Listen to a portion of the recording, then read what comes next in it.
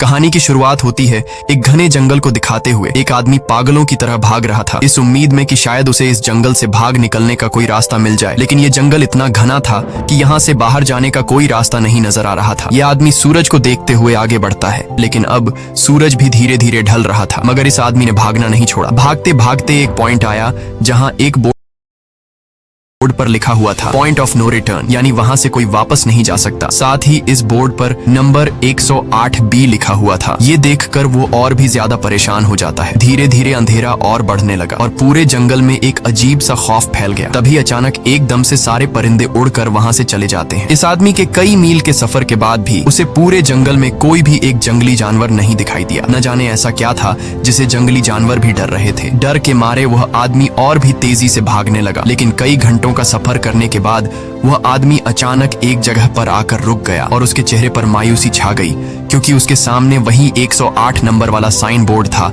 जिस पर लिखा हुआ था पॉइंट ऑफ नो रिटर्न। अब आदमी को समझ आया कि चाहे मैं जितना भी भागूं पर इस जंगल से निकल नहीं सकता, इसलिए अब वो वहां छुपने की जगह ढूंढने लगा। लेकिन वहां उसे छुपने के लिए कोई सेफ जगह नहीं मिली, इसीलिए अब वो पेड़ के ऊपर चढ़ जाता है। पर तभी उस पेड़ की टहनी टूट गई, जिससे वो आदमी काफी ऊंचाई से नीचे जमीन पर आ गिरा। पेड़ से गिरने के बाद वो बहुत ज्यादा जख्मी हो चुका था। उसे काफी गहरी चोटें आई। इससे पहले कि वो बेहोश हो जाता तभी अचानक जमीन हिलने लगी और अजीब सी गुर्राने की आवाजें आने लगी। वो आवाजें सुनकर आदमी के गले में सांसें अटक गईं। तभी अचानक कोई उसे खींच कर ले गया। खींचने वाला कौन था ये नहीं दिखाया गया, लेकिन हमें उस आदमी की दर्द भरी चीखें सुनाई दी गई। इस इंसिडेंट के 6 दिन बाद हमें शहर में मीना नाम की एक लड़की को दिखाया जाता है जो एक बर्ड शॉप में काम करती है। तभी उसका बॉस आता है और मीना को एक गोल्डन पैरट को शहर से दूर एक जू में डिलीवर करने का ऑर्डर देता है। मीना बॉस की बात को मानते हुए अब उस पैरट को डिलीवर करने जाती है। मीना गाड़ी में बैठकर अपने मोबाइल में उस जू का लोकेशन सेट कर लेती है और अपने सफर पर निकल पड़ती है। शहर से बाहर निकलने के बाद वो एक बोर्ड पर बहुत सारे लोगों के मिसिंग फोटोज देखती है, यानी वहाँ पर कई सारे लोग गायब हो चुके थे। लेकिन मीना उन पर ज्यादा ध्यान नहीं देती और आगे बढ़ने लगती है। आगे बढ़ते दौरान मीना शॉर्टकट लेते हुए जंगल के रास्ते से गुजरती है ताकि वो जल्दी से इस पैरट को जू तक डिलीवर कर दें, और वो पहुंच गई जंगल के बीचों बीच। ये वही जगह है जहाँ हम पहले एक आदमी को गायब होते देख चुके हैं। वहां आकर मीना बुरी तरह से फंस चुकी थी। वो अपने मोबाइल पर मैप देखती है, लेकिन वहां मोबाइल के सिग्नल नहीं आ रहे थे और उसके कार का रेडियो भी काम नहीं कर रहा था। मीना अब वहां से वापस निकलने लगी, लेकिन अब उसे वहां से बाहर निकलने का रास्ता समझ नहीं आ रहा था। थोड़ी देर बाद मीना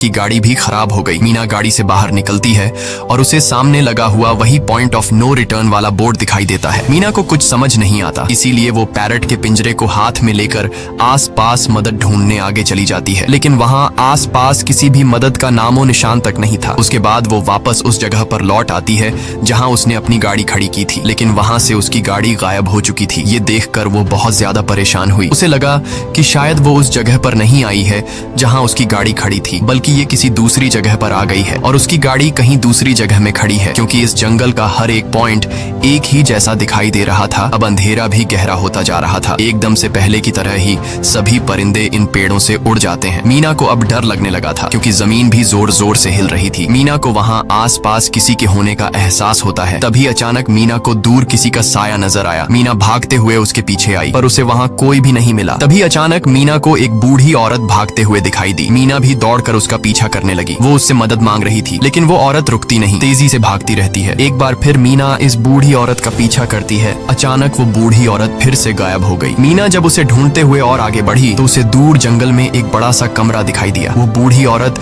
उस कमरे के दरवाजे को खोलकर मीना से कहती है, अगर जिंदा रहना चाहती हो तो जल्दी से अंदर आओ। ये सुनते ही मीना बिना सोचे समझे दौड़ते हुए उस कमरे की तरफ गई। मीना के अंदर आते ही उसने गेट को लॉक कर दिया। मीना देखती है कि ये कोई अजीब सा कमरा है जिसमें एक बहुत बड़ा सा मिरर लगा हुआ था। उस बूढ़ी औरत के साथ यहाँ 2 और लोग भी थे। मीना घबरा कर उन लोगों से पूछती है, ये कौन सी जगह है? इस पर उस बूढ़ी औरत ने जवाब दिया कि इस जगह को हम दी कोब कहते हैं। मेरा नाम है मैडलिन, ये लड़की है कियारा और इस लड़के का नाम है डेनियल। बूढ़ी औरत मीना से कहती है कि अभी बातचीत का वक्त नहीं है, तुम जल्दी से हमारे साथ मिरर के सामने खड़ी हो जाओ, क्योंकि कोई हमें देखने आने वाला है। मीना पूछती है, आखिर हमें कौन देखने आ रहा है? तो वो बूढ़ी औरत उससे कोई जवाब नहीं देती। एकदम बाहर से अजीब सी आवाजें आने लगी। मीना डर के मारे पूछती है कि ये आवाज किस चीज की है? तो कियारा मीना को बताती है कि इन्हें हम वॉचर्स कहते हैं। वे शीशे के दूसरे ओर से हमें देख रहे हैं, पर हम उन्हें नहीं देख सकते। वे हर रात सूरज ढलने के बाद यहाँ आते हैं और हमें देखते रहते हैं जब तक सुबह का सूरज नहीं निकल आता। तभी शीशे के दूसरी तरफ से शोर आने लगा। मीना पूछती है, ये शोर कैसा है? उस बूढ़ी औरत ने बताया कि वॉचर्स तुम्हारे आने से खुश हैं, तुम्हें यहाँ देखकर तालियां बजा रहे हैं। मीना बुरी तरह से कंफ्यूज थी। वो जल्द से जल्द यहाँ से निकलना चाहती थी। मैडलिन, जिन्हें वॉचर्स कह रही थी, न तो अब तक मीना ने उन्हें देखा और न ही किसी और ने देखा था। रात गुजर जाती है। सुबह होने पर ये लोग उस जगह से बाहर निकल आते हैं। मैडलिन बताती है कि वे वॉचर्स सिर्फ रात में ही बाहर निकलते हैं। दिन के वक्त हम लोग जंगल में आजाद घूम सकते हैं। मीना रात भर यही सोच रही थी कि कब सुबह होगी और जल्दी से मैं इस जंगल से बाहर निकल जाऊं। इसीलिए वह फौरन जंगल से बाहर निकलने का रास्ता ढूंढने लग जाती है। तब मैडलिन बाकी सबको उसे रोकने से मना कर देती है, जैसे कि वह जानती हो कि मीना इस जंगल से बाहर नहीं निकल सकती और वह जरूर वापस आएगी। बस मीना को जाते हुए मैडलिन बताती है कि तुम्हारा यह फैसला अच्छा नहीं है। इस जंगल से बाहर निकलने का कोई रास्ता नहीं।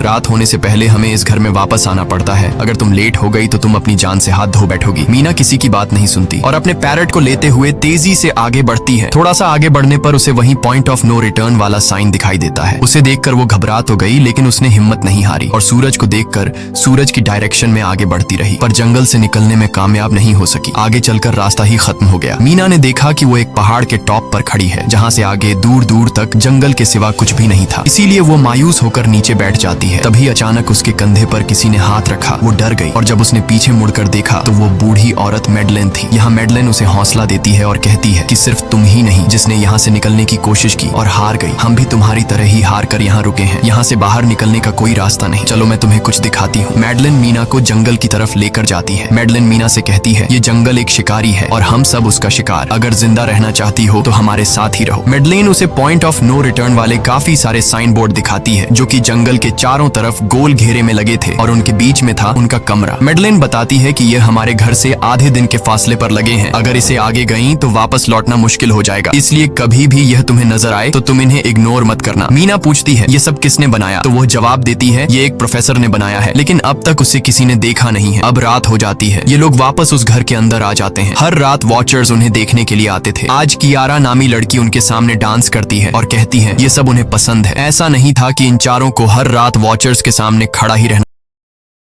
पड़ता था। ये लोग जो चाहते वह कर सकते थे, बस ये लोग उनकी तरफ अपनी कमर नहीं कर सकते थे। ऐसा करने पर वो लोग बहुत ज्यादा गुस्सा हो जाते थे। रात में तो उन्हें सिर्फ वॉचर्स का मसला था, लेकिन दिन में भी उन्हें बहुत मुश्किलों का सामना करना पड़ता था। ये लोग जंगल से हर रोज अपना पेट भरने के लिए कुछ न कुछ शिकार करके लाते थे, जिससे उनका गुजारा हो जाता। अगले दिन कियारा और मीना दोनों जंगल में शिकार करने जाती हैं। मीना कियारा से पूछती है कि आखिर ये वॉचर्स चाहते क्या हैं? कियारा बताती है, मुझे भी कुछ खास नहीं पता, लेकिन मैडलाइन कहती है कि ये वॉचर्स हमें देखते हैं, हमें ऑब्जर्व करते हैं, लेकिन अगर हमने वॉचर्स को देखा तो हम पागल हो जाएंगे, क्योंकि वॉचर्स बहुत ही खूंखार दिखते हैं। कियारा अब उसे एक गड्ढा दिखाती है और कहती है, ऐसे बहुत से गड्ढे इस जंगल में मौजूद हैं। दिन के वक्त सारे के सारे वॉचर्स उन गड्ढों में रहते हैं और रात में वो यहाँ से बाहर निकल आते। दिन के वक्त ये लोग इसलिए बाहर नहीं आ सकते क्योंकि सूरज की रोशनी उनकी स्किन जलाती है। कियारा मीना को बताती है कि वो 5 महीने पहले अपने पति के साथ इस जंगल में आई थी और तब से वो दोनों यहाँ फंसे हुए थे, पर आज से 6 दिन पहले मेरा पति जंगल में रास्ता ढूंढने निकला है। मुझे उम्मीद है कि वो जरूर वापस आएगा और हम सबको यहाँ से सेफली ले जाएगा। यहाँ हमें मालूम होता है कि असल में कियारा का हस्बैंड वही आदमी था जिससे हमने मूवी के स्टार्ट में देखा था, जिसे कोई यहाँ से खींच कर ले गया और अब वो मारा जा चुका है। इस तरह से बातें करते हुए ये दोनों कमरे के पास वापस लौट आए। यहाँ मैडलिन ने मीना को 3 रूल समझाती है जिंदा रहने के लिए। सबसे पहला ये कि वो रात के वक्त घर का दरवाजा नहीं खोलेगी। दूसरा, रात में वो आईने की तरफ अपनी कमर नहीं करेगी। और तीसरा ये कि दिन के वक्त वो उन गड्ढों के पास नहीं जाएगी और जितना हो सके रोशनी में रहेगी। जब तक तुम इन रूल्स को फॉलो करोगी तब तक तुम जिंदा रहोगी। लेकिन मीना को मैडलाइन की बातों पर बिल्कुल भी भरोसा नहीं होता। अब उस रात मीना इन वॉचर्स के बारे में जानना चाहती थी, इसीलिए वो शीशे के साथ कान लगाकर आवाजें सुनने की कोशिश करती है। जब उसे कुछ सुनाई नहीं देता तो मीना को मैडलाइन की बताई गई वॉचर्स की बातें फेक लगने लगती हैं। इसलिए वह रूल्स को तोड़ते हुए अपनी कमर को शीशे की तरफ करके सो जाती है और ऐसा करने पर इन वॉचर्स को गुस्सा चढ़ जाता है। वो लोग जोर जोर से उस शीशे को मारने लग जाते हैं। शोर से मैडलाइन भी उठ जाती है और वह जल्दी से मीना को शीशे की तरफ खड़े रहने को कहती है और तब जाकर वो वॉचर्स का गुस्सा शांत होता है। यानी जब इंसान वॉचर्स को अपनी पीठ दिखाते हैं तो वह उसे खुद की इंसल्ट मानने लगते हैं। ये रात भी गुजर जाती है और अगले दिन मीना डेनियल के साथ शिकार पर निकलती है। वो डेनियल से पूछती है, क्या आज तक तुमने किसी वॉचर को देखा है? जिस पर डेनियल ने जवाब दिया कि मैंने भी आज तक वॉचर्स को नहीं देखा और जो भी वॉचर्स को देखता है वो जिंदा नहीं बच पाता। तब मीना डेनियल को समझाती है कि मुझे लगता है कि ये सब मैडलाइन की बनाई हुई कहानियां हैं जिसके अंदर वो हमें फंसा रही है। हमें जरूर उन गड्ढों को जाकर चेक करना चाहिए, शायद हमें यहाँ से बाहर जाने का कोई रास्ता मिल जाए। डेनियल भी यहाँ रहकर बहुत ज्यादा तंग हो चुका था और वो भी किसी तरह से रास्ता ढूंढकर इस जंगल से भाग निकलना चाहता था, इसलिए वो मीना की बात मान लेता है और वो दोनों गड्ढे के पास पहुंच जाते हैं। अब मीना अपने आप को रस्सी से बांधकर इस गड्ढे के अंदर उतरती है। रस्सी का दूसरा सिरा डेनियल ने पकड़ा हुआ था ताकि अगर मीना को कुछ भी हो वो जल्दी से मीना को बाहर की तरफ खींच ले। मीना नीचे गड्ढे में पहुंच जाती है जहां उसे बहुत सारा इंसानों का सामान मिलता है। मीना उस सामान को इकट्ठा कर लेती है। ये सारा सामान उन लोगों का था जो जंगल में वॉचर्स के शिकार हो चुके थे। डेनियल रस्सी के सहारे कैमरा, साइकिल और जरूरत का सारा सामान को बाहर ले आता है। मीना अब नीचे इंतजार करती है कि डेनियल कब रस्सी नीचे फेंकेगा और मैं ऊपर चली जाऊंगी। और इससे पहले कि मीना उस गड्ढे से बाहर निकल पाती, उसे गड्ढे के अंदर किसी के आने की हलचल सुनाई देती है। मीना जल्दी से डैनियल को रस्सी नीचे फेंकने की आवाज देने लगती है, लेकिन तभी मीना को पकड़ने के लिए एक वॉचर का हाथ बढ़ने लगता है। पर मीना धूप में खड़ी थी, इसलिए जब उस वॉचर के हाथ पर सूरज की रोशनी पड़ी तो उसका हाथ जलने लगा। इतने में डेनियल ने नीचे मीना के पास रस्सी फेंकी और मीना फौरन जल्दी से बाहर निकल आई। मीना पूरी तरह से डर गई थी। ये लोग उस सारे सामान को लेकर अपनी सेफ हाउस में आ गए, जहाँ मैडलिन ने उससे पूछा, ये सामान तुम्हें कहाँ से मिला? ये लोग झूठ बोल देते हैं कि ये सामान उन्हें इस जंगल से मिला। मैडलिन को इस जंगल में रहते हुए बहुत अरसा गुजर चुका था। वो जानती थी कि ये सामान उसे जंगल से नहीं बल्कि एक गड्ढे से मिला होगा। वो मीना से पूछती है, बताओ तुमने गड्ढे के अंदर क्या देखा? लेकिन मीना उसे कुछ नहीं बताती। ये लोग बहुत खुश थे कि आज रात ये लोग वॉचर्स को देख पाएंगे, क्योंकि मीना को गड्ढे के अंदर एक कैमरा मिला था। डेनियल किसी तरह जुगाड़ करके उस कैमरा को टीवी के साथ अटैच कर लेता है ताकि ये लोग भी टीवी पर वॉचर्स को देख पाए। मैडलिन बार बार उन्हें समझाती है कि ये तुम लोग गलत कर रहे हो, लेकिन ये दोनों उसकी एक बात भी नहीं सुनते। आज रात ये लोग वॉचर्स के इंतजार में बैठे थे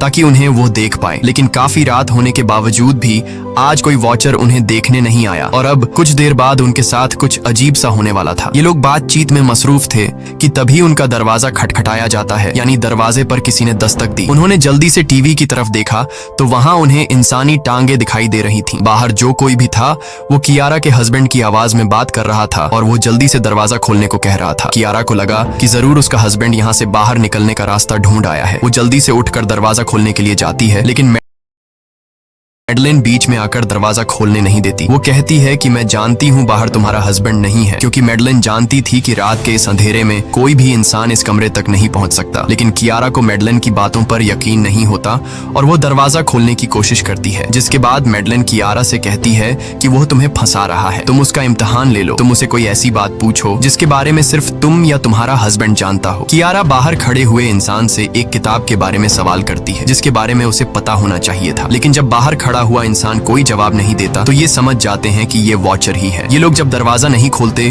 तो वॉचर उनके बाहर लगाए हुए कैमरा को तोड़ देता है और यहाँ हमें एक बात पता चलती है कि वॉचर्स इंसान के रूप में भी खुद को बदल सकते हैं। वॉचर्स उनकी इस हरकत पर बहुत ज्यादा गुस्सा हो गए थे। वे बहुत तेजी से शीशे को मारने लगे, जिससे शीशे में एक बड़ा क्रैक भी आ जाता है। लेकिन यहाँ मैडलिन समझदारी दिखाते हुए सबको लाइन से शीशे की तरफ खड़ा कर देती है, जिससे वॉचर्स का गुस्सा थोड़ा बहुत ठंडा हो जाता है और वे वहां से चले जाते हैं। अब यहाँ मीना मैडलिन को बताती है कि हमने गड्ढे में से ये सारा सामान चुराया था। ये सुनकर मैडलिन बहुत ज्यादा गुस्सा हो जाती है कि तुम लोगों ने दूसरा रूल भी तोड़ दिया। अगली सुबह मैडलिन उस गड्ढे से लाया हुआ सारा सामान उठाकर वापस उसी गड्ढे में फेंक देती है, जिससे उन वॉचर्स का गुस्सा थोड़ा शांत हो जाता है। मगर अब इन लोगों को जंगल में बहुत ही ज्यादा अजीब चीजें दिखाई देना चालू हो गई थी और उसका सबसे ज्यादा असर डेनियल पर होता है। डेनियल अचानक बात बात पर बहुत ज्यादा गुस्सा करने लग जाता है। दूसरी तरफ कियारा, जिससे पहले उम्मीद थी कि उसका हस्बैंड जिंदा है और वो यहाँ आकर उसे यहाँ से बचा लेगा, लेकिन अब उसे पता चल चुका था कि उसका हस्बैंड अब वापस नहीं आएगा, जिसकी वजह से वह अंदर ही अंदर पूरी तरह से टूट चुकी थी और वो डिसाइड करती है कि वह वॉचर्स के इन गड्ढों में कूदकर अपनी जान दे देगी, क्योंकि अब उसके पास जीने की कोई वजह नहीं रही। वह ऐसा करने ही वाली होती है कि मीना आकर उसे बचा लेती है। इसी बीच हम देखते हैं कि डेनियल मैडलिन की तरफ अजीब तरह से देख रहा होता है और वह गुस्से में आकर मैडलिन को पेड़ के साथ बांध लेता है। डेनियल ने कहा कि अब मैं इस बुढ़िया के कोई रूल्स नहीं मानूंगा, अब यहाँ सिर्फ मेरी बात मानी जाएगी। अब रात होने वाली थी, इसलिए डेनियल कमरे की तरफ भागा और कियारा भी उसके पीछे भागी, लेकिन मीना मैडलिन के पास आई और उसकी रस्सियां खोलने लगी। दूसरी तरफ डेनियल ने कियारा को लेकर कमरे का दरवाजा अंदर से बंद कर दिया और मीना और मैडलिन को बाहर वॉचर्स के लिए छोड़ दिया। मीना और मैडलिन डेनियल से दरवाजा खोलने के लिए गिड़गिड़ाते रहे। डेनियल से रिक्वेस्ट करते हैं कि प्लीज दरवाजा खोल दो, लेकिन डेनियल ने दरवाजा नहीं खोला। अब बाहर चारों तरफ अंधेरा छा गया और वॉचर्स के आने का टाइम हो गया, इसलिए अब मजबूरन उन्हें अपनी जान बचाने के लिए एक घने पेड़ के नीचे रहकर छिपना पड़ा। थोड़ी देर बाद उन्हें वॉचर्स की गुराने की आवाजें आने लगी। इस टाइम मीना और मैडलिन के साथ हमें भी उन वॉचर्स की एक झलक दिखाई जाती है। ये लोग लंबे, पतले और खतरनाक थे। सब अपने अपने गड्ढों से निकलकर इंसानों को देखने के लिए उस सेफ रूम तक पहुंचते हैं, और जब ये लोग देखते हैं कि मीना और मैडलिन वहां नहीं हैं, तो वो उनको खाने के लिए जंगल में ढूंढने लग जाते हैं। और जब ये वॉचर्स दूर जाते हैं तो मौके का फायदा उठाते हुए ये दोनों फिर से सेफ रूम तक आ जाते हैं और डैनियल से रो रो कर दरवाजा खोलने को कहते हैं। इस बार डैनियल के दिल में रहम जाग जाता है और वो उनके लिए दरवाजा खोल लेता है। अब अंदर जाने के बाद पहले तो मैडलिन डैनियल पर गुस्सा करती है और फिर इन सबको शीशे के सामने खड़ा करके वॉचर्स के बारे में कुछ बातें बताती है। मैडलिन ने कहा कि अब तक हम बहुत से रूल्स तोड़ चुके हैं, इसलिए मुझे नहीं लगता कि इस बार वॉचर्स हमें माफ करेंगे। मैं तुम लोगों को वॉचर्स के बारे में कुछ सच्चाई बताना चाहती हूँ। दरअसल मैं जब यहाँ पहली बार आई थी तो मैंने कुछ ऐसा देखा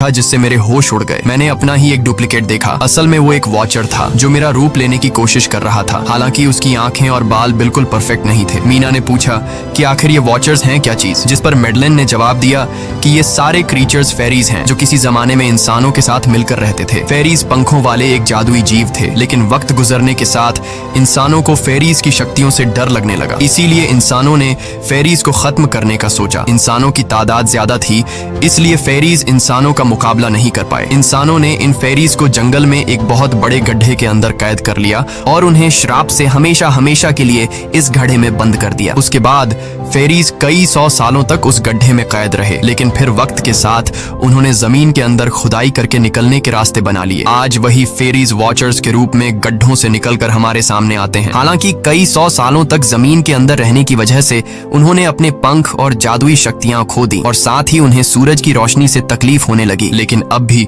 उनमें रूप बदलने की शक्ति है। इस पर डैनियल ने मैडलिन से पूछा कि ये वॉचर्स हमसे क्या चाहते हैं और ये हर रात हमें देखते क्यों हैं, जिस पर मैडलिन ने बताया कि ये वॉचर्स एक बार फिर से जंगल से निकलकर इंसानों के बीच रहना चाहते हैं, लेकिन अपने असली रूप में ये इंसानों के बीच नहीं रह सकते। इसीलिए उन्होंने हमें यहाँ रखा हुआ है ताकि हमें देखकर हमारा रूप ले सकें और हमसे आज के दौर के तौर तरीके सीखकर इंसानों के बीच रह सकें। मैडलिन ये सब बातें बता ही रही थी कि अचानक सभी वॉचर्स वापस लौट आए और जब वॉचर्स को पता चलता है कि मैडलिन और मीना वापस अपने कमरे में आ गए हैं तो वो सब गुस्से से भड़क उठे और दरवाजा तोड़ने की कोशिश करने लगे। इन चारों ने टेबल को खींचकर दरवाजे के सामने रख दिया ताकि दरवाजा वॉचर्स तोड़ न सके, लेकिन वॉचर्स की ताकत काफी ज्यादा थी और इन चारों को पता चल चुका था कि जल्द ही वॉचर्स अंदर आ जाएंगे और उन्हें मौत अपनी आंखों के सामने दिखाई दे रही थी। तभी उन्होंने देखा कि टेबल को घसीटकर दरवाजे तक ले जाने की वजह से कारपेट पलट गई है। जब उन्होंने कारपेट हटाया तो उन्हें नीचे एक बड़ा लोहे का गेट नजर आया। उन्होंने जल्दी से गेट खोला तो उन्हें पता लगा कि नीचे एक बहुत बड़ा बंकर है। ये लोग जल्दी से उस बंकर के अंदर घुस गए और ऊपर से लोहे का गेट बंद कर दिया। ये लोग इस बात को लेकर परेशान थे कि ये बंकर यहाँ पर मौजूद था और इन लोगों को पता भी नहीं चला। इस बंकर के नीचे बहुत फैसिलिटीज थी, हजारों दिन का खाना, एक कंप्यूटर और भी बहुत सारा जरूरत का सामान रखा था। मीना जानना चाहती थी कि आखिर ये जगह किसने बनाई, इसीलिए वो उस कंप्यूटर को ऑन कर लेती है। उस कंप्यूटर में बहुत सारा डेटा सेफ था, जिसे खोलने पर उन्हें पता चलता है कि ये सारी जगह प्रोफेसर मार्टिन ने बनाई थी। असल में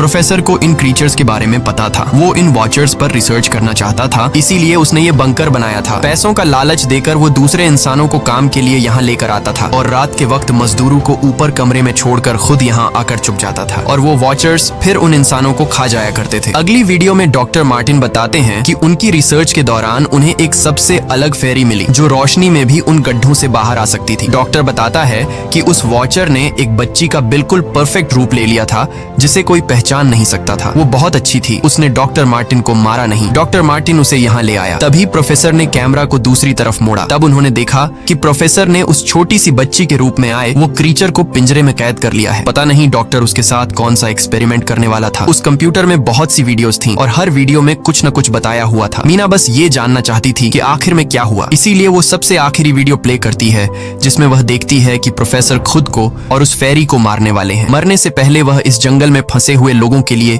यहाँ से निकलने का रास्ता बता देता है और कहता है कि शाम में जिस डायरेक्शन में परिंदे भागते हैं उस डायरेक्शन में भागने से वे लोग इस जंगल से निकल सकते हैं। उसने इस रिकॉर्डिंग मैसेज में कहा था कि अगर कोई इस जंगल से निकलने में कामयाब हो गया तो यूनिवर्सिटी में जाकर मेरी सारी रिसर्च तबाह कर देना। मैंने यहाँ आकर बहुत बड़ी गलती कर दी। उसके बाद प्रोफेसर ऊपर चले गए और फिर 2 गोलियों की आवाज आई जिससे उन्हें समझ आया कि प्रोफेसर ने पहले उस फेरी को मारा और फिर खुद को गोली मार दी। आज रात ये चारों बहुत खुश थे क्योंकि उन्हें इस जंगल से जान छुड़ाने का रास्ता मिल गया था। अगली सुबह सभी लोग अब बंकर से बाहर निकलते हैं तो देखते हैं कि उनका सेफ हाउस उन वॉचर्स ने पूरी तरह तबाह कर दिया है और आज के दिन उन्हें लाजमी इस जंगल से निकलना होगा वरना ये लोग मारे जाएंगे क्योंकि रात को अब उनके पास छिपने के लिए कमरा भी नहीं बचा था। ये लोग अब यहाँ जंगल से निकलने के रास्ते में बढ़ने लगते हैं। वो परिंदे जिनके बारे में प्रोफेसर बता रहे थे वे तो शाम को उड़ने वाले थे लेकिन उन्हें शाम होने से पहले जंगल से बाहर निकलना था। इसलिए मीना अपने पास मौजूद पैरट को आजाद कर देती है। जिस डायरेक्शन में वह उड़ता है उसी डायरेक्शन में ये लोग चलने लग जाते हैं। चलते हुए रास्ते में ही उन्हें एक कब्र मिली। मैडेलिन उस कब्र को देखकर बताती है कि एक वक्त था जब ये लोग इंसानों के साथ रहते थे लेकिन इंसानों ने उनके साथ बहुत बुरा किया, धोखा किया और उन्हें यहाँ जंगलों में फंसाकर खुद चले गए। कई घंटे सफर करने के बाद ये लोग एक नदी के पास पहुंच गए। वहाँ उन्हें प्रोफेसर का एक बोट मिला जिसको देखकर ये लोग बहुत खुश हुए लेकिन उनकी खुशी अब कुछ ही देर की मेहमान थी क्योंकि अब अंधेरा हो चुका था और वॉचर्स के आने का वक्त हो गया था। उससे पहले कि ये लोग डॉक्टर मार्टिन की बोट में बैठकर यहाँ से दूर चले जाते तभी उन्हें पीछे से किसी की आवाज आई। जब उन्होंने पीछे मुड़कर देखा तो वो कियारा का हस्बैंड था जो मदद के लिए चिल्ला रहा था। वो बहुत ही जख्मी हालत में था। बाकी सब बोट में बैठ चुके थे इसलिए डेनियल अकेला उसकी मदद के लिए गया। डेनियल कियारा के हस्बैंड को खींचकर बोट की तरफ लाने लगा लेकिन तभी ये लोग बोट से देखते हैं कि डेनियल जिसकी मदद करने गया वह कोई इंसान नहीं बल्कि एक वॉचर है जिसने उनके सामने ही डेनियल का रूप ले लिया। वो लोग कुछ भी नहीं कर पा रहे थे। अब उस वॉचर ने डेनियल को मार दिया। उन्हें इस बात का पता था कि वॉचर्स इस नदी को पार नहीं कर सकते हैं और फाइनली ये लोग खुद इस नदी को पार करके शहर तक पहुंच जाते हैं। और कहानी में असल ट्विस्ट इसके बाद आया। शहर पहुंचने के बाद ये तीनों अलग अलग रास्तों पर चले गए और कुछ दिनों बाद अब मीना जल्दी से डॉक्टर मार्टिन के कहने के मुताबिक उनके यूनिवर्सिटी में उनका सारा डेटा खत्म करने के लिए आई। उससे पहले कि वह उनका रिसर्च डेटा डिलीट कर देती तभी उससे वहाँ एक टेप रिकॉर्डर मिला और उस टेप रिकॉर्डर से मीना को एक नया राज मालूम हुआ। जब हजारों साल पहले इंसान और फेरीज एक साथ रहते थे तो तब उनकी शादी भी हुआ करती थी। इंसान और फेरी के मिलन से जो बच्चे पैदा होते थे उनमें इंसान और फेरी दोनों के गुण होते थे। उन्हें हाफलिंग्स कहा जाता था। उन हाफलिंग्स में एक खासियत थी कि वे रूप बदलने में इतने माहिर होते थे कि वे किसी मरे हुए इंसान का रूप भी बदल सकते थे। प्रोफेसर का मानना था कि जब इंसानों ने फेरीज को जंगल के अंदर गढ़ों में कैद कर लिया था तब हाफलिंग इंसानों के बीच अपना रूप बदलकर चुपके से रहने लगे और वो आज भी किसी न किसी रूप में इंसानों के बीच मौजूद है। मीना जब प्रोफेसर के ऑफिस में आई और वहाँ पर जांचबीन करने लगी तो वहाँ उसके हाथ कुछ ऐसी तस्वीरें लगी जिसने उसके होश उड़ा दिए। उसने देखा कि तस्वीर में जो प्रोफेसर के साथ लेडी खड़ी है वो कोई और नहीं बल्कि मैडेलिन है और असल में मैडेलिन प्रोफेसर की वाइफ है। वो कंफ्यूज हो जाती है कि मैडेलिन ने उसे यह बातें क्यों नहीं बताई। इस भारी कंफ्यूजन को शेयर करने के लिए वो कियारा के पास आती है और उसे बताती है कि जिस मैडेलिन से हम जंगल में मिले थे वो असल में प्रोफेसर मार्टिन की वाइफ है लेकिन उसने हमें यह सच्चाई इसलिए नहीं बताई क्योंकि वो खुद एक इंसान नहीं बल्कि एक रूप बदलने वाली फेरी थी। मैंने जब रिसर्च किया तो मुझे पता चला कि काफी साल पहले प्रोफेसर की वाइफ मैडेलिन कैंसर की वजह से मर गई थी। ये सुनकर कियारा कहती है कि फिर वो मैडेलिन कौन थी जो इतने समय से हमारे साथ थी। इस पर मीना कहती है मुझे सब समझ आ रहा है। दरअसल प्रोफेसर अपनी वाइफ के मरने से बहुत दुखी थे और उसे हर हाल में वापस पाना चाहते थे और जब प्रोफेसर को इन रूप बदलने वाली फेरीज के बारे में पता चला तो प्रोफेसर ने उस रूप बदलने वाली फेरी को पिंजरे में कैद किया जो एक बच्ची का परफेक्ट रूप लेकर उनके पास आई थी। प्रोफेसर ने अपनी वाइफ की फोटो दिखाते हुए उस फेरी को अपनी वाइफ मैडेलिन जैसा बना दिया क्योंकि वो फेरी बाकी फेरीज से अलग थी। वो दिन में भी बाहर आ सकती थी। मीना ने कहा कि मैंने मैडेलिन को यहाँ बुला लिया है, हमें किसी तरह से करके उसे वापस जंगल भेजना होगा। तभी एक कार वहाँ आकर रुकी। जब उस कार से जो इंसान उतरा उसे देखकर मीना के गले में सांस अटक गई। वो कियारा थी। यानी कि अब तक जो मीना के साथ थी वो मैडेलिन थी। उसने कियारा का रूप ले रखा था। कियारा जैसे ही घर के अंदर आई तभी मैडेलिन ने कियारा के हस्बैंड के रूप में बदलकर उसे बेहोश कर दिया। मीना ने मैडेलिन से कहा आखिर तुम चाहती क्या हो, जिस पर मैडेलिन गुस्से में आकर कहा मैं फेरीज की सबसे अलग मखलूक हूँ। मेरे सभी साथी बचपन से मुझे चिढ़ाते थे। वो मुझे अपने साथ नहीं रहने देते क्योंकि मैं सबसे अलग थी। मैं उस जंगल में अकेली पड़ चुकी थी और मैं उस जंगल से निकलकर बाहर लोगों के साथ मिलकर रहना चाहती थी। फिर एक दिन प्रोफेसर उस जंगल में आया।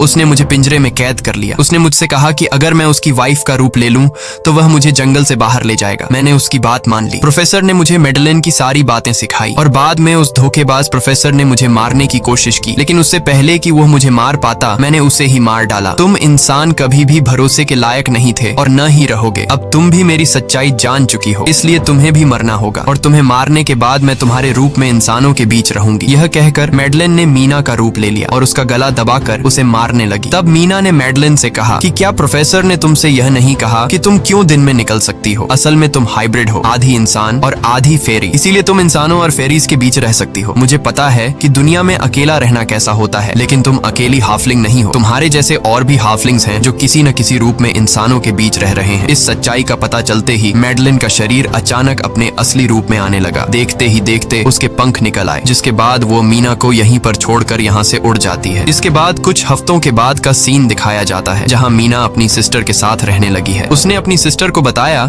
कि शायद वो फेरी अभी भी मेरा पीछा कर रही है। तब मीना की सिस्टर उसे कहती है कि तुम डरो मत, ऐसा कुछ नहीं है। और कहानी के एंड में हम एक छोटी बच्ची को देखते हैं जो कि उस वक्त मीना के घर के नीचे खड़ी थी। ये कोई और नहीं बल्कि मेडेलिन थी, जो अब उनके दुनिया में